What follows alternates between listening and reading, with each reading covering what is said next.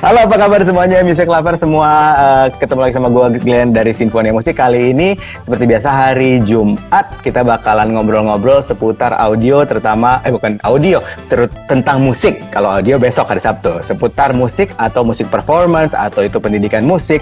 Pokoknya serba musik lah hari Jumat itu. Nah, kebetulan hari ini gue beruntung banget, ada teman gue, ya sama-sama berjuang dulu ya. Teman gua seorang performer, seorang musisi, seorang pianis, dan seorang pengelola music entertainment, yaitu teman gua Bro Peter Yan Gunawan. Hei, halo bro, apa kabar? Oke bro, kayaknya gue yang beruntung nih bisa masuk ke lu nih. enggak lah bro, lu kan orang top, lu kampus ngajar, weddingan selalu di mana-mana ada. Gue mah di rumah aja. Wah, ada Theo, Rizky Theodorus. Hai Ko Peter katanya. Oke, bro, mungkin sebelum kita mulai, mungkin lu cerita sedikit lah tentang latar belakang lu, mungkin pendidikan lu apa, kemudian aktiviti harian lu seperti apa gitu. Terus ya mungkin sekarang yang lu lakukan secara umum apa gitu, lu bisa cerita sedikit nggak bro? Oke, kan umumnya tahunya saya tuh sebagai musisi ya. Iya, betul. Sebenarnya pendidikan saya itu formalnya itu adalah desain. Oh, anak desain ternyata. S1 sampai S2 saya di ITB desain. Oke, ITB. Latar belakang saya menjadi musisi itu adalah karena hobi sama passion. Ya, tapi pendidikan informalnya desain sampai sekarang pun. Desain. Ngajar, banyak yang nanya, oh ngajar musik ya? Oh enggak, ngajar desain. Jadi bukan ngajar musik, malah ngajar desain ya? Ini kebetulan saya sama Pak Rizky nih satu tempat ngajar di Maranatha ini. Oh ada itu Pak Rizky di situ ya? Iya betul, ada gitu. Ya. Oke, jadi sekarang berarti kegiatannya ngajar di Maranatha. Betul. Apa jadi sebenarnya Robert C. lengkap juga ini, banyak yang nonton ya. Parah nih ada dia nih. Oke. Terus gimana bro? Latar belakang selain desain musik, lu belajarnya dari mana? Ujuk-ujuk lu bisa main, lu ngomong-ngomong lu kan alat instrumennya kan piano ya? Atau ada instrumen lain? Enggak, piano. Khusus piano. Nah, gitu, ceritanya gimana lu bisa main piano? Sebenarnya biasalah, kalau dari keluarga-keluarga zaman dulu itu kan dicemplunginya ke piano oleh orang tua, betul? Iya, pasti. Dulu Elektron pertama kali itu. Pasti di Yamaha pasti biasanya ya kan? Ya Yamaha, dulu saya kebetulan ini uniknya ini sekarang guru pertama saya di Yamaha itu tuh namanya Ibu Luana. Tahu nggak siapa Ibu Luana sekarang? Itu mamanya Isyana. Oh, wow. Iya, mamanya Isyana. Wow. Dulu ngajar di sekolah musik nada di Jalan Riau. Oh, lu diajarin sama mamanya Isyana Saraswati ya, Isyana yang penyanyi itu ya? Iya. Keren. Kelihatan lah ya, anaknya jadi apa ya? Ya karena memang orang tuanya juga pendidik musik ya. Betul. Oh Robert C mainnya lapor-lapor aja, parah nih. Abis dari Yamaha, saya banyak. Sebenarnya loncat-loncat itu saya pernah dipegang sama Olivius dari Jakarta, Yamaha Jakarta, Pak Hendra dari Surabaya, terus pernah juga sama Profesor sama Yasid Jamin. Oh, oke. Dulu konduktornya National Chamber Orchestra. Iya, National Chamber Orchestra. Senior semua ya itu ya. Wah, itu diajarnya sadis banget. Gitu. Oke. Terus saya pernah dipegang juga sama Bobby Chen. Oh, lu sempat sama Bubi Chen juga, jadi untuk jazznya ya? Bubi Chen pernah ngajar ke Bandung. Oh, oke, nice. Oke, jadi memang latar belakangnya pendidikan musiknya juga memang udah kuat banget ya, banyak sekali influence dari pengajar-pengajar senior ya. Betul, itu untungnya jadi banyak guru, banyak ini ya, banyak belajar ya. Terus Ya, juga betul, sempat saya ngejuarain kejuaraan di tingkat Oceania di Hong Kong. Wow, itu kompetisi apa bro? Yamaha Festival. Oh, Yamaha Festival. Ya, oh, nice.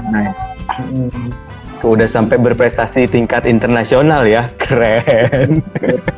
Betul. Tapi sekarang dibanding zaman dulu keahliannya sedikit berkurang.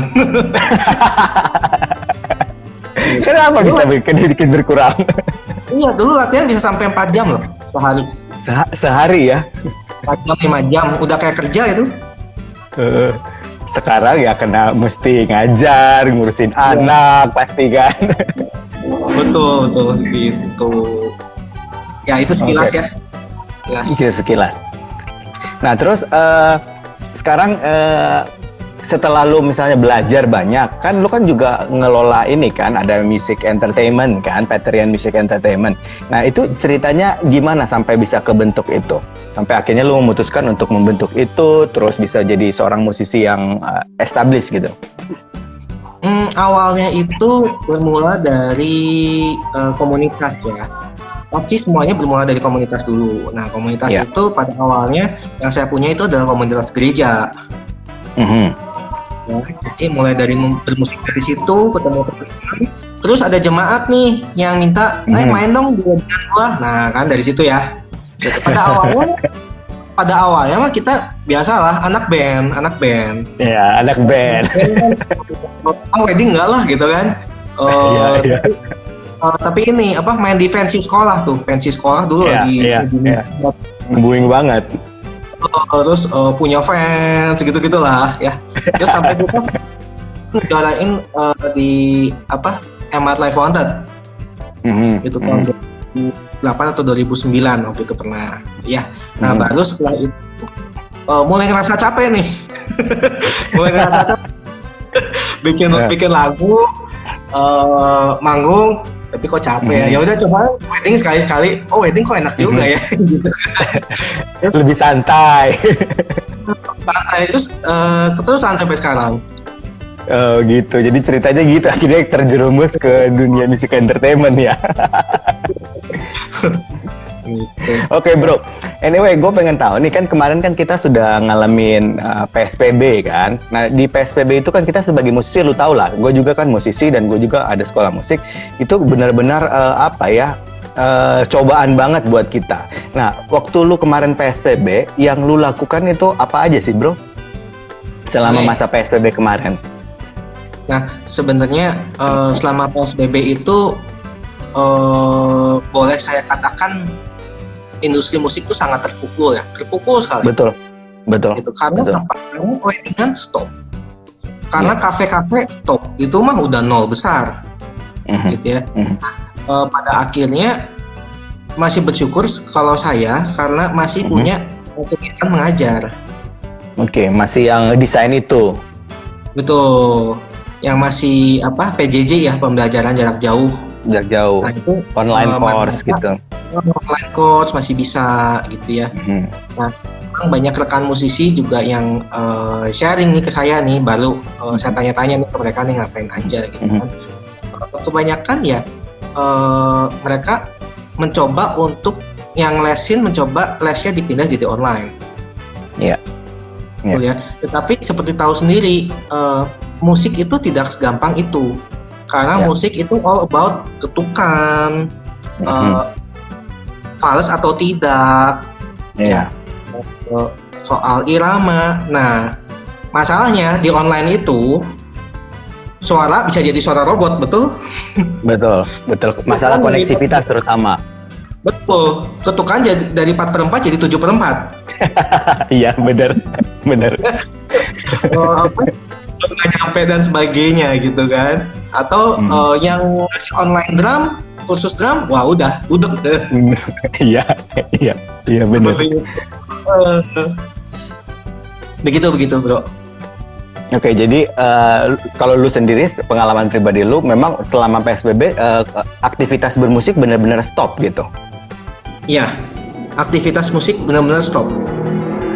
Okay. Kalau saya, kebetulan karena kegiatan mengajar saya yang tadinya misalkan bisa diselesaikan dalam waktu 4 jam 5 jam, jadi nambah jadi 8-9 jam. Oh, oke. Gitu karena administrasi dan sebagainya jadi perpanjang waktunya. Nah, sementara musiknya belum ada job lagi, jadi ya setidaknya jadi 90% saya jadi ngajar gitu. Gitu. Oke. Jadi selama PSBB kemarin itu ya kegiatannya ya. Kalau lu kan pengelola kan, baik kan lu juga berarti banyak membawahi teman-teman atau mewadahi beberapa teman-teman. Nah, teman-teman itu gimana nasibnya kan kalau banyak yang juga bergantung sama lu kan sebenarnya kan dalam misalnya untuk performing, untuk wedding atau ada acara gitu. Nah, itu gimana pengalaman teman-teman yang lain? Nah, sebenarnya kan saya paling terbeban sama teman-teman musisi yang emang jadinya nggak bisa dapat pekerjaan ya, gitu. Selain di luarnya sendiri juga tidak dapat gitu ya. Tapi mereka puji Tuhan ngerti ya karena memang keadaannya begini gitu, dan saya bisa menawarkan ke mereka paling apa ya. Oke, kalau misalkan mereka jualan sesuatu secara online ya saya dukung mereka mungkin bisa bantu promo mungkin. Ya gitu, dan kemarin itu juga sempet saya dan istri saya itu ngegalang dana buat musisi-musisi senior. Oh, oke. Mbako. Jadi karena benar-benar iya betul. Karena benar-benar nggak bisa ada income sama sekali gitu ya. Jadi kita sempat ngadain itu gitu. Terus apalagi ya? Sementara lainnya sih saya tidak bisa membantu terlalu banyak karena sampai Agustus pun banyak yang diundur. Bahkan ada beberapa yang di-cancel. Iya. Gue juga dengar sih, jadi kayak misalnya jadwal schedule teman-teman musisi semuanya yang misalnya udah ada jadwal sampai tanggal segini, itu seperti yang lu bilang, jadi ada yang di-cancel malahan, atau misalnya weddingnya itu nggak di-cancel, tetap ada, tapi udah diperkecil cara weddingnya jadi cuma misalnya pemberkatan aja, atau misalnya ijab kabul aja gitu. Ya memang seperti itu ya kondisinya waktu itu ya. Dan pasti ini kedepannya daya jualnya itu bisa sampai daya belinya itu bisa sampai setengahnya loh. Setengahnya turun gitu dari sebelum pandemi gitu ya. Karena pertama mereka udah memang tidak bisa mengadakan pesta yang besar, sudah ketentuan. Betul. Gitu. Ketika mereka membayar catering 10 misalkan berapa puluh juta, yang tadinya persenan jadi musiknya jadi lebih gede dari itu, sekarang cuma bisa berapa orang? Musiknya masa bisa lebih gede, hampir sama catering? Nggak mungkin kan? Benar, nggak mungkin. Hitungannya jadi kacau balau semuanya itu. Oke, jadi kondisinya pada saat PSBB memang ya kita sebagai musisi, gue juga ngerasa sih, gue juga kayak di sekolah mungkin muridnya kita setengahnya sih, dari total murid cuman ada setengah yang mau ikut online karena ya dengan berbagai pertimbangan kan, ada yang memang mereka orang tuanya mungkin belum terlalu paham dengan masalah online, ada yang memang udah bilang terlalu sibuk dengan sekolah. Ngomong-ngomong sekolah kan kemarin juga semuanya benar-benar full online dan katanya itu lebih membebankan loh daripada tatap muka langsung. Betul, kebayang aja ya. Kebayang aja ya bro ya. Anak SD ya saya dengar itu ada yang dari jam 7 udah harus siap dengan seragam di depan laptop. Iya. Terus SD, sampai jam 12-an jam 1 sudah harus dikumpul semua tugasnya. Waduh. Ini bikin stres orang tuanya juga sepertinya ini. Stres lagi gitu, udah banyak yang aral gitu. Oke, ya anyway itu udah berlalu kan. Sekarang puji Tuhan kita sekarang udah di masa yang udah melewati PSBB dan kita berharap jangan sampai kembali ke masa itu. Nah sekarang kita kan sudah masuk ke yang namanya new normal. Ya, apa sih namanya, adaptasi kebiasaan baru, AKB gitu. Nah sebagai seorang musisi, sebagai seorang music entertainment yang mewadahi beberapa teman-teman musisi. Nah, ini untuk menghadapi new normal ini apa aja sih yang sudah dilakukan atau apa aja persiapan-persiapannya gitu, Bro? Oke. Persiapan pertama itu adalah kita mengajak ya semua rekan musisi ini untuk menyadari bahwa meskipun mungkin pekerjaan lama akan kembali, kegiatan lama akan kembali, tetapi kita tidak bisa menjadi normal istilahnya ya. Tidak menjadi normal seperti dulu, bahkan kita tidak boleh berpikir ini normal karena ternyata di Indonesia sendiri, di Bandung sendiri, Jawa Barat masih tetap naik terus gitu. Iya. Jadi yang pertama itu yang kita bikin itu adalah prosedur kesehatan. Oke. Untuk mempersiapkan bagaimana kalau kita manggung nanti. Itu pertama. Jadi itu lengkap banget dari misalkan contohnya bahwa kita pergi ke venue pernikahan itu atau ke tempat kerja kita itu nggak boleh pakai jas yang bakal dipakai nanti di atas panggung. Jadi semua maksudnya jas, gimana? Jadi jasnya itu masih simpan dulu semua. Oh, jadi nggak boleh dari awal pakainya. Mungkin kita pakai baju biasa, habis itu jas yang kita mau pakai di panggung dipisahkan. Ditaruh semua di tempat ganti, disemprot dulu semua, baru pakai jasnya sama suitnya ya semua, bahkan sepatunya juga. Sepatu juga diwajibin gitu. Seperti itu, terus juga masker dan sebagainya itu masih wajib meskipun di atas. Sudah wajib. Gitu. Nah itu kita pengertiannya karena memang yang paling kita usahakan adalah bagaimana tamu undangan merasa dengan adanya kita di atas panggung mereka juga merasa safe. Iya. Jadi kita harus jadi contoh, harus jadi teladan. Untuk tamu undangan gitu ya. Karena kan kebanyakan sekarang kan di meja. Kalau prasmanan masih sangat cukup berbahaya dan penularannya cukup masif ya kalau prasmanan ya. Jadi kalau wedding sekarang direkomendasi bahwa bentuknya duduk ya. Jadi bukan yang kita prasmanan berdiri ngambil-ngambil gitu, bukan ya? Betul. Jadi di serve. Meskipun harus ada distance-nya harus diperhatikan sekali. Jadi misalnya satu meja itu biasanya mungkin bisa 8 sampai 10, sekarang lebih dikurangin kayaknya ya. 6 gitu ya, setengahnya gitu. Terus apa lagi ya? Mungkin sekarang kayak jumlah nggak bisa besar, nggak bisa orkes. Nah itu harus disulitkan. Ya, terus kita juga harus tetap keep distance di atas panggung. Karena apa, Bro? Karena ada satu pemain saya yang ternyata rapidnya positif. Waduh. Yang saya kenal. Serius? Betul. Serius ini teh? Waduh. Iya. Dia masih rapid positif. Masih baru di rapid ya? TG gitu ya. Tapi kebayangkan, ini saya mungkin kesempatan saya untuk ngasih tahu bahwa kadang-kadang kita ngerasa teman-teman kita, musisi kita, hey bro, apa kabar? Hai, apakah kita sesama musisi merasa saling deket, begitu deketnya sampai nggak ngerasa bahwa dia mungkin OTG. Iya. Dan ternyata ada satu pemain musisi ya yang saya kenal ternyata dia positif. Dan itu saya kaget cukup juga. Ya cuman kan kita nggak tahu kan, mungkin dapatnya pada saat kondisi di mana kemarin gitu kan. Betul, tapi kan jadi artinya kadang-kadang kan kita suka hybrid dan sebagainya tanpa masker. Iya betul, apalagi yang udah deket, yang kita sering banget ketemu gitu ya. Iya, justru itu kan yang bikin kaget. So, kebayang ya, waktu itu kalau misalkan saya jadi ketemu, itu saya hampir janjian ketemu sama dia loh.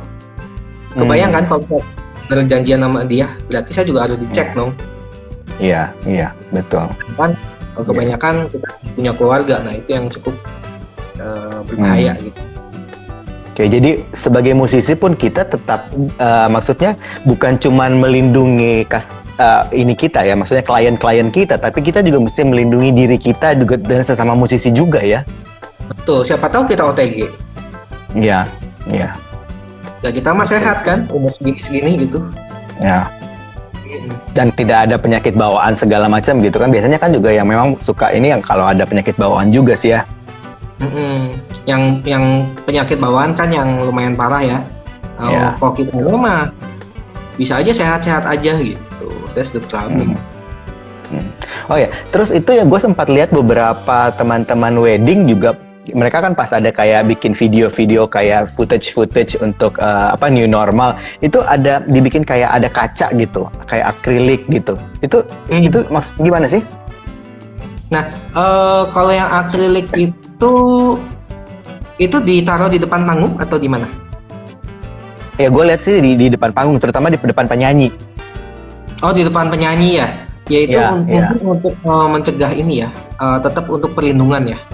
Jadi sebenarnya kan apapun yang kita usahakan untuk menjaga keamanan itu bisa saja dilakukan, apapun metodenya ya. Jadi itu mungkin untuk kalau misalkan penyanyi kadang-kadang mereka rada sulit memakai masker. Iya, benar. Jadi kan gimana nyanyinya gitu kalau pakai masker ya.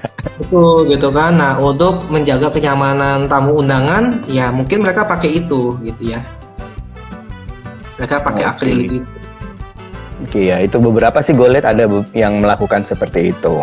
Oke. Tapi anyway, untuk lu sendiri sama teman-teman yang ada di Peterian itu sekarang lagi ada bikin apa gitu? Lagi misalnya mungkin ya nggak tahu apa protokol kesehatan yang memang ditonjolkan atau udah mulai sama biasanya vendor-vendor kan, terutama di event organizer sama venue-venue biasa udah ngobrolin apa aja bro, mungkin bisa cerita gitu. Kalau misalkan komunitas musisi mah kemarin kita udah sempat ngadain simulasi. Kita udah ngadain simulasi waktu itu di Holiday Inn Pasteur. Oke. Dekat tempat gua dong itu. Waktu itu cukup lancar ya.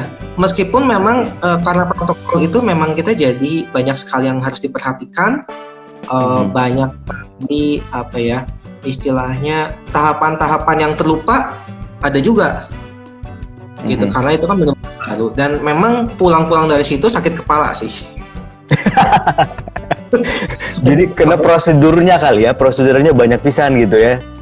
Ini banyak pisan dan memang kita kan simulasinya memang pakai tamu undangan beneran.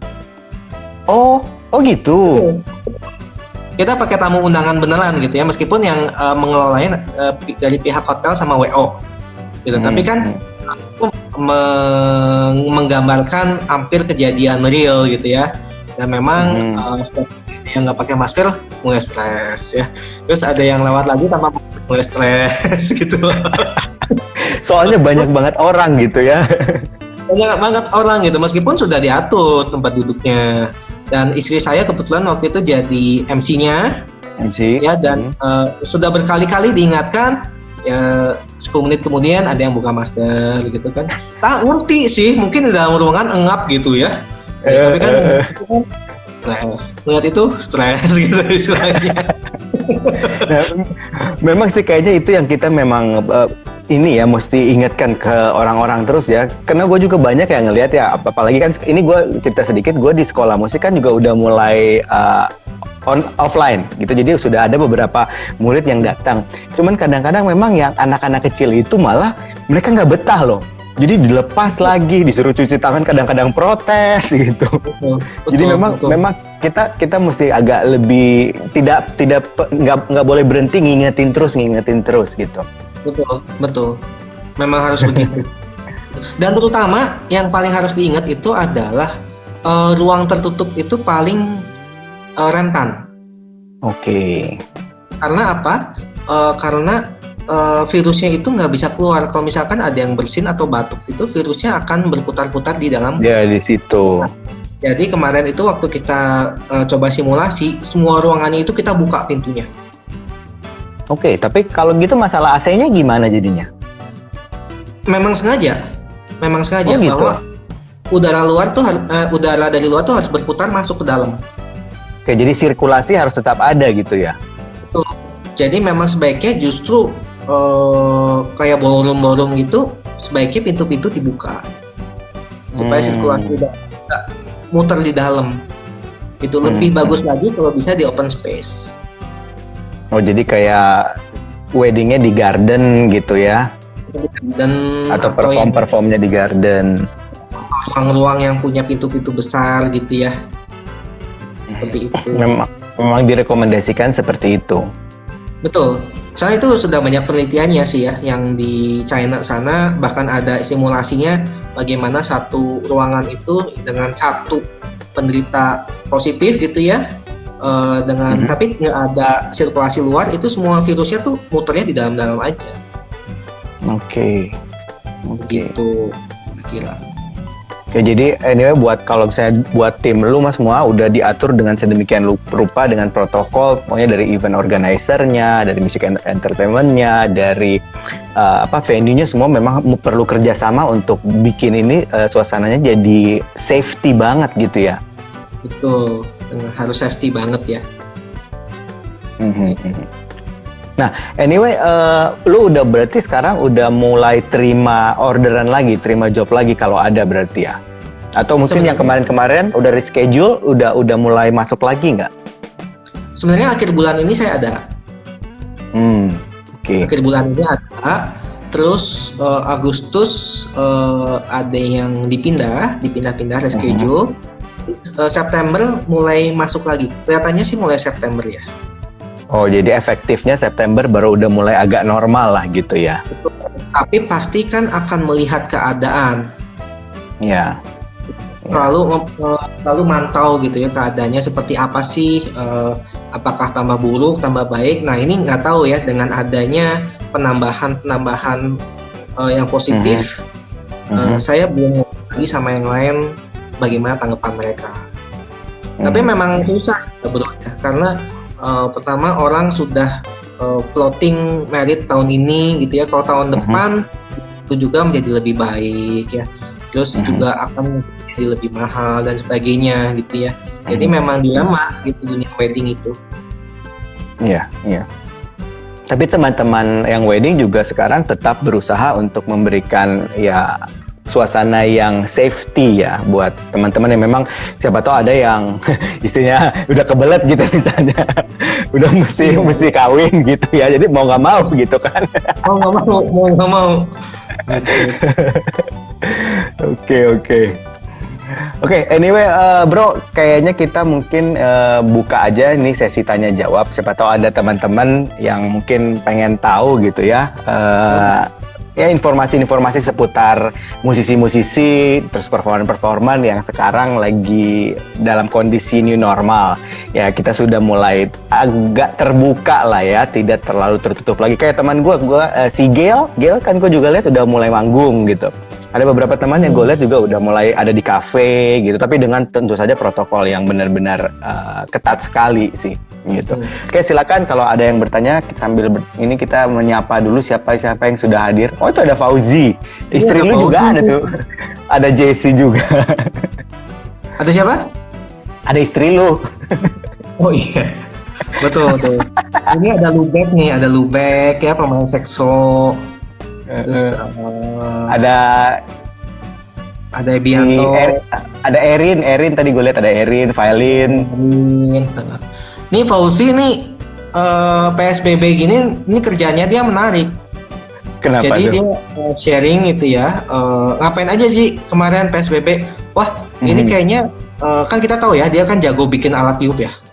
Ya, aransemen juga dia pinter. Aransemen, wah itu mah luar biasa ya Fauzi itu. Tapi yang paling unik dari dia itu dia bisa bikin semua alat tiup tuh dari benda-benda di sekitarnya dia. Bahkan waktu itu dia pernah bikin alat tiup dari selang penyiram tanaman ya kalau nggak salah ya dia. Selang penyiram tanaman serius?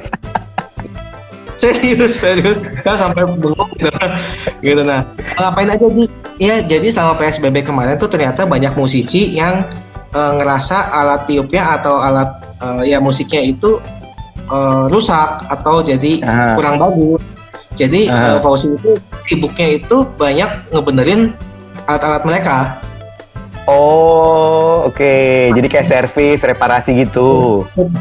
Jadi sibuknya di situ justru berkah ya. berkah. Iya, ya, ada aja sih ya. Memang di satu pihak kadang-kadang ada yang kita susah, di satu pihak banyak dapat itu ketawa dia. Kejian betul ya. Gitu sama ini kan sibuk banget ya di Philharmonic ya. Kemarin juga The Lonely Clown tuh dia sama istrinya tuh pentas gitu ya. Luar biasa lah.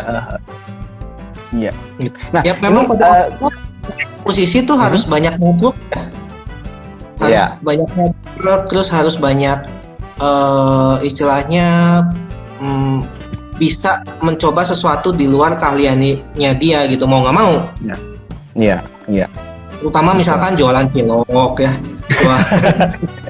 jualan rujak. Nah, tapi makanan paling dicari betul ya bro? Iya. Bener. BB itu mereka nggak berani jajan di warung gitu istilahnya ya. Jadi itu pada kebanyakan yang saya tahu mereka pada beralih jualan makanan.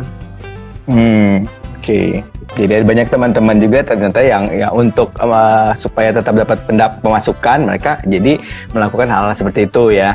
Jadi jualan makanan, bikin makanan. Betul, mungkin Simfonia nanti jadi ini ya, jadi resto siap saji gitu kan. Datang les. Iya. Kan? Sambil bisa makan-makan gitu. Begitu bro. Oke, masih ditunggu ya pertanyaannya? Ya, silakan kalau ada yang masih mau bertanya. Si Fauzi, open PO ya, song-song kulinari. Ya, betul. Oke. Tapi kalau gua kan pengelola sekolah musisi juga. Nah, gua sebenarnya kalau di kasus gua itu memang jalannya di audio. Jadi selama PSBB kemarin itu yang jajan-jajan gadget, audio, headphone gitu malah lebih banyak loh. Mungkin karena mereka bosen banget di rumah gitu ya, jadi butuh yang pengen bunyi-bunyi misalnya pakai headphone yang bagus apa itu. Jadi gua terus terang lumayan loh, memang di awal-awal semua tergoncang gitu ya, tapi begitu bulan berikutnya tuh jadi lebih baik gitu. Justru saya lihat orang mencari kegiatan yang bisa dilakukan di dalam rumah. Mereka ini berhubungan dengan mental health-nya mereka ya. Jadi saya nggak bisa kemana-mana, saya harus memanjakan diri saya di dalam rumah. Nah itu kesempatan buat yang ya ini seperti Anda ini audio yang bisa bikin bikin enak lah suasana hati yang stres jadi nggak stres gitu kan. Terus jajan rujak, jajan makanan, jadi semua. Nah itu semua. Betul. Bener. Anyway, lu sempat ini nggak sih kemarin tuh sempat rame juga yang bikin kayak namanya kayak kolaborasi kayak virtual ensemble, virtual ya gitu-gitu. Lu sempat bikin nggak sih? Gue sih sempat sama beberapa guru-guru sinfonia bikin sekali gitu. Tuh, Fauzi tuh. Nah, lanjut ya. Lanjut. Ini out of context sih sebenarnya. Gak apa-apa. Bebas. Portable speaker berapaan yang murmur? Lu cari ini, merek Eagle. Ya, merek Eagle itu brand lokal Indonesia dan pabriknya di Bandung, di Padalarang. Nah, itu gue sangat rekomendasi. Harganya murah, suaranya bisa ngelawan Harman Kardon, Sony juga masih bisa lah, berani gue. Ya, cobain merek Eagle. Banyak kok itu di Tokopedia, di Bukalapak itu banyak yang jual. Lu cobain. Itu sangat direkomendasi. Di saya ada beberapa di saya juga. Nulisnya gimana Eagle deh? Apanya? Eagle nulisnya sih gimana? Nulisnya? G-nya 2, E-L, Eagle. Eagle Audio. Eagle. Ya, Eagle, ya. Itu bagus-bagus dan kemarin dia sempat launching TWS True Wireless Stereo yang baru itu dalam waktu 1 minggu sold out di seluruh Indonesia. Wih. Iya, makanya kita mesti bangga itu produk lokal loh, orang Bandung, pabriknya di Bandung. Fauzi nanya belinya bukan di sini. Fauzi nanya belinya bukan di Sinfo lah ada. Kalau mau ke Sinfo silahkan. Saya mah senang sekali kalau belinya di Sinfo. Ya, tapi di toko lain juga ada bebas. Jadi mau lu mau beli di Tokopedia di mana aja bebas. Ji kan lu rumahnya tinggal turun Ji ke Sinfo mah. Deketnya. Oke, lanjut tadi apa bro ya? Kita lagi bahas apa ya? Kita bahas masih yang tadi sih, yang gue sih tadi cerita tentang ini yang apa virtual choir, virtual ensemble. Virtual choir itu saya sempat terlibat dalam dua kali. Satu wedding vendor semua, terus satu lagi yang Christian. Gitu. Jadi sempat ada ikut ya. Terus itu kan juga sempat banyak yang musician challenge gitu. Iya. Jadi betul. Kayak Andi Rianto bikin, terus Erwin Gutawa bikin, siapa lagi ya? Indra Lesmana bikin, ya kan? Jadi dia bikin, terus kita ngisi-ngisi, terus kita upload gitu. Betul. Itu menurut saya memang kegiatan yang sangat positif ya. Gitu. Untuk pertama, memang kita dunianya dijungkir balikan gitu ya. Terkadang kita begitu sibuknya dengan pekerjaan kita, sampai kita lupa bahwa kreativitas kita itu sebenarnya masih ada gitu. Kita begitu lena dengan rutinitas, kesibukan. Nah, ketika kita ternyata 24 jam harus di rumah, otaknya mikir nih, otak kreatifnya keluar semua tuh. Iya.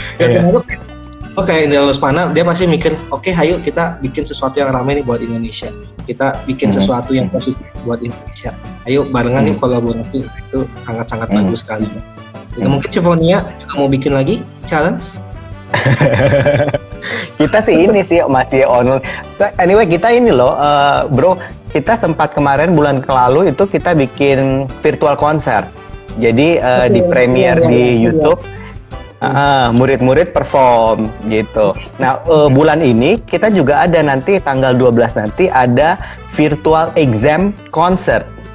Jadi kan kita sebenarnya di kalender akademisnya Sinfonia itu kan sudah ada jadwal untuk ada konser, kemudian ada ujian.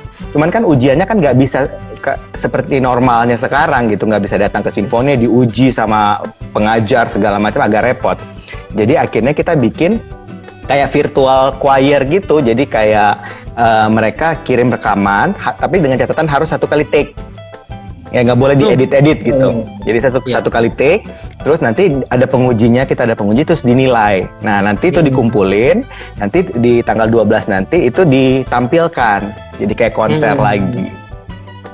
Rame ya? Seperti itu. Lumayan rame. Dan ya ada satu hal yang positif yang gue dapat sih sebenarnya dalam kondisi ini, bro. Gue kan dari beberapa tahun yang lalu itu selalu pengen mau coba bikin Sinfonia untuk online.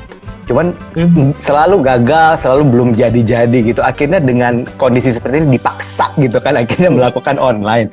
Tapi positifnya, ini lu boleh percaya boleh enggak, gue punya murid ada di Gorontalo, di Bogor, di Surabaya, di Kalimantan, kemudian kemarin sempat ada yang walaupun belum masuk ya, dia sempat trial dari Papua.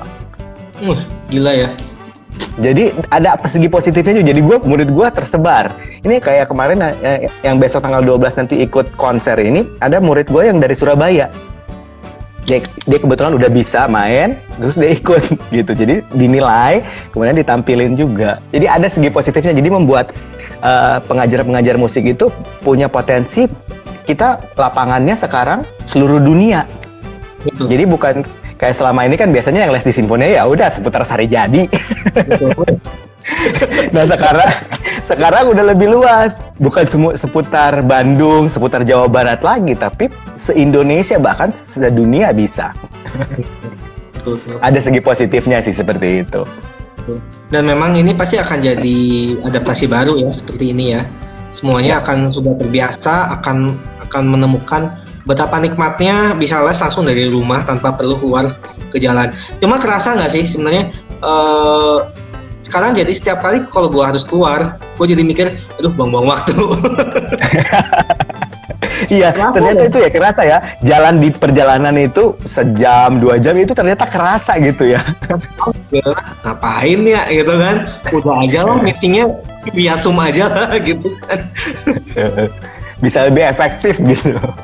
Iya. Mungkin buat wedding bisa seperti itu nantinya. Iya, betul. Gitu. Ya mesti siap-siap infrastrukturnya sih kita. Oke, ini ada pertanyaan nih dari Setia GG. Ini ini pertanyaan audio ya. Udah gue jawab aja lah. Mas Glenn mau tanya Sony Walkman NW ZX300. Mas Glenn merekomendasikan ya. Sony mah oke aja bro. Kalau Sony itu Sony no party. Jadi pasti bassnya jedak-jeduk, pasti bagus. Jadi kalau pada yang suka bass, Sony aman sekali. Cuman kadang-kadang untuk mencari yang detail-detailnya ada option-option Walkman yang lain atau player yang lain yang bisa dipertimbangkan juga. Gitu. Oke, ada lagi nggak yang nanya nih? Oke, silakan bro. Kalau ada yang nanya, bro dan sis yang lagi nonton, ya kita masih buka pertanyaan. Mau seputar musik boleh, seputar performing boleh, mau seputar audio juga saya jawab lah. Iya. Oke, mungkin sekarang itu kalau saya boleh cerita lagi ya di weddingan itu sekarang. Iya. Penyanyi itu mungkin akan menjadi lebih sedikit jumlah penyanyi. Menjadi kalau tadinya bisa trio, bisa berempat, jadi akan bisa cuma jadi 1 atau 2 gitu. Terus kita mungkin nggak menerima yang ngasih sumbangan lagu. Oh ya, yang suka maju-maju gitu ya. Betul, termasuk kecuali kalau misalkan dia emang niat banget bawa mic sendiri gitu. Dan sekarang untuk penyanyi terus terang aja better punya mic sendiri sekarang. Iya. Tapi sebenarnya dari dulu juga baiknya kayak gitu kali ya, jadi lebih aman gitu kan. Tapi kalau sekarang mah udah sepertinya udah wajib kayaknya. Karena kebayang kan kalau misalkan tukeran mic gimana gitu ya. Resiko sekali. Oh ya, paling banter bawa si penutup atau kondomnya sendiri ya. Iya, ada covernya. Anyway, gue juga kemarin waktu sebelum ini kan, gue itu deg-degan loh pas kita kan PSBB Jawa Barat Bandung itu mulainya kan tanggal 16 Maret, gue ingat banget. Kenapa? Karena tanggal 15 Maret gue masih konser siswa. Oh iya. Itu hari Minggu, hari Seninnya tanggal 16 itu udah PSBB. Jadi gue juga udah pusing gitu. Ini jalan nggak konsernya ini, soalnya ada instruksi dari wali kota juga bahwa kita udah mulai PSBB.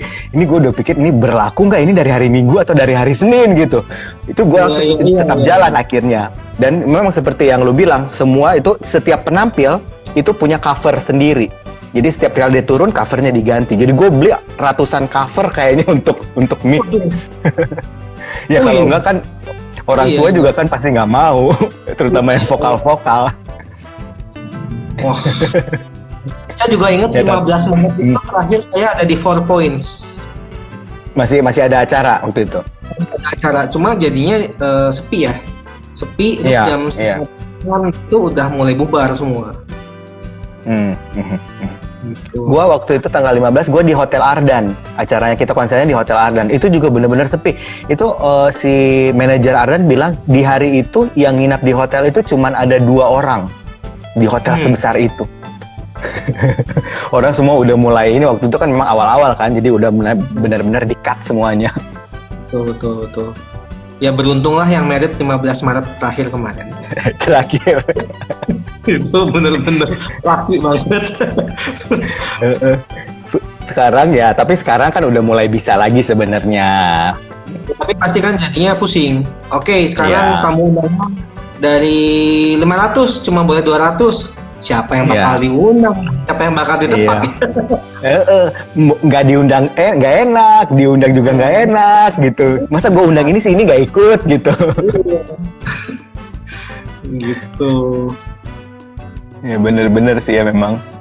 Tapi kalau misalnya kalau lu pengalaman lu, teman-teman musisi yang misalnya bukan di wedding gitu, teman-teman musisi mungkin yang freelancer gitu, biasanya mereka udah mulai perform gak sih sekarang dengan new normal ini? Kan gue lihat kan beberapa kafe juga udah mulai buka ya.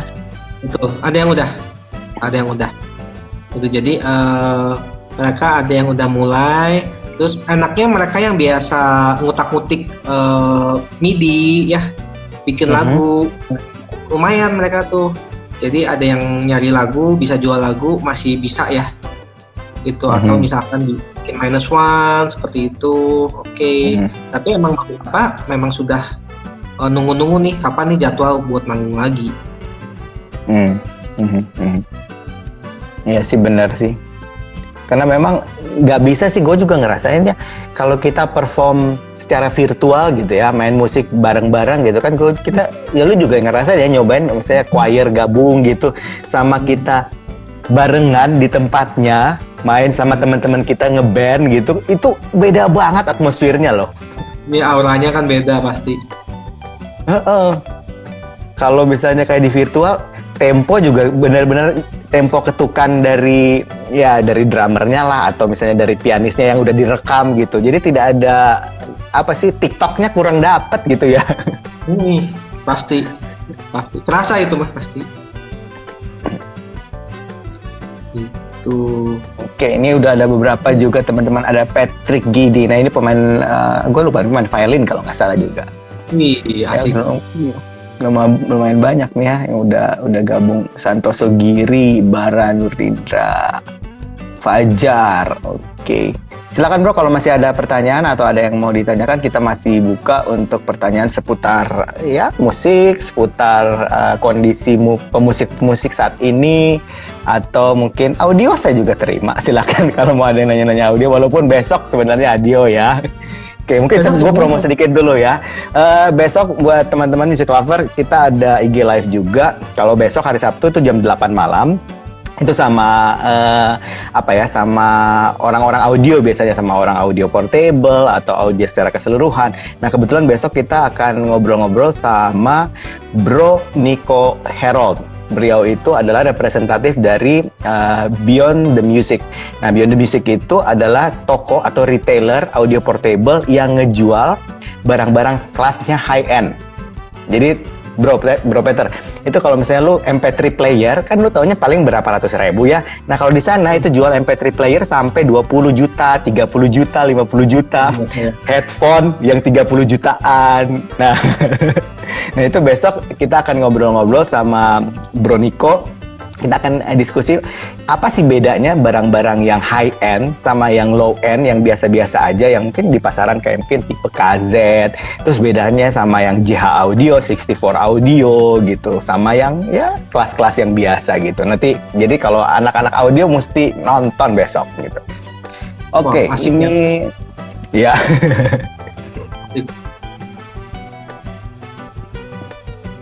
Ada lagi nggak nih yang nanya? Oke. Kelihatannya udah cukup jelas sih kita, bro. Cukup jelas ya. Oke bro, kalau misalnya nggak ada yang nanya, gue aja yang nanya ke lu lah. Siap. Anyway kan istri lu kan wedding juga kan, MC. Nah kalau teman-teman MC itu gimana? Sekarang lagi ngapain kan? Ada yang ikatan MC Bandung kan kalau nggak salah ya? Ada. Jadi mereka setahu saya udah beberapa kali melakukan meeting Zoom ya, dan mereka bikin protokol untuk MC bagaimana. MC. Oke. Jadi mereka juga udah punya protokolnya masing-masing ya yang di dalam grup ini. Nah, ya tujuannya itu untuk mempromosikan juga keamanan, perasaan aman gitu ya. Dan juga sekaligus mereka para MC ini bisa aman dari tamu undangan. Iya. Jadi mereka meeting tuh bisa berjam-jam itu kemarin itu untuk menemukan kesepakatan ya. Karena apa? Karena MC itu sangat kental dengan pemimpin, istilahnya pemimpin acara dan hubungannya dengan estetika. Iya. Jadi kadang-kadang kalau misalkan pakai masker kan seperti hampir nggak mungkin. Iya. Seperti hampir tidak mungkin. Iya. Nah, bagaimana pakainya gitu. Jadi kemarin mereka banyak tentang itu. Terus jadi gimana kalau mereka jadinya seperti apa mereka boleh kan MC kan selalu harus jalan-jalan kan, banyak spot-spot yang mereka harus ini kan, kadang di pelaminan, kadang di tempat music entertainment, kadang misalnya di tempat makan keluarga, kadang misalnya apalagi misalnya ada yang jalan kemana, itu jadinya mereka gimana? Nah, beberapa jadi kesepakatan itu ada beberapa poin ya. Intinya mereka tidak akan datang ke kerumunan orang. Oh, mingle berarti nggak ada mingle. Kalau nggak salah akhirnya nggak sampai mereka benar-benar datang ke, kan biasanya suka datang ke bawah dan sebagainya ya. Nah, acara seperti itu dihilangkan. Jadi banyak dari wedding itu yang nanti akan menemui adaptasi baru mungkin jadi ditiadakan begitu. Terus MC ke tamu undangan juga ke kedua pengantin nanti juga ada jarak. Jadi tetap social distancing di atas panggung. Seperti itu. Nah, untuk masalah pemakaian face shield dan sebagainya, ada yang mau pakai face shield, ada yang nggak pakai face shield. Nah, sekarang itu kan sebenarnya banyak presenter di TV itu pakai face shield yang benar-benar clear. Iya, iya. Kemungkinan buat yang cewek bisa pakai itu gitu ya. Jadi tetap mereka bisa make up bagus dengan pakai face shield yang clear itu. Oke. Jadi udah tetap pokoknya kalau misalnya ada yang mau wedding juga sekarang ini pasti masih bisa jalan lah ya dengan protokol kesehatannya itu ya semuanya ya. Itu salah satunya juga seperti gaun yang MC cewek gitu ya, anti itu disimpan rapat di dalam plastik, dibawanya dengan baru di venue bakal dipakai. Nanti langsung masukin lagi ke dalam kotak sepatu, ke dalam bungkus plastik dan sebagainya. Ribet lah istilahnya. Cuma iya benar ya. Ini iya. Yang harus kita jalan. Nah ini kan prosedur new normal yang kita jalanin harus seperti. Kalau IO sendiri lu sempat kontak-kontak nggak ngobrol-ngobrol sama IO gitu, WO? Sempat. Terus gimana? Ada kesepakatan nggak kalau sama mereka? Atau cuma ngikutin prosedur dari venue aja? Biasanya kan yang paling ketat prosedurnya kan dari venue-nya kan biasanya. Tapi tergantung. WO juga punya apa ya istilahnya, punya power khusus untuk mempromosikan si prosedur keselamatan ini, kesehatan ini gitu kan. Misalkan mereka ada wacana untuk membuat kartu undangan jadi barcode misalkan. Oke, ya. Jadi kartu undangan dikirimkan ke HP masing-masing kayak tiket pesawat. Ya, tahu. Jadi mereka nggak usah bawa-bawa ini, nggak usah masukin, tinggal di scan aja gitu. Jadi benar-benar mengurangi sentuhan tangan, mengurangi physical ya. Mereka tetap physical distancing seperti itu. Terus misalkan tamu yang datang pasti akan di termometer dulu tuh. Oke.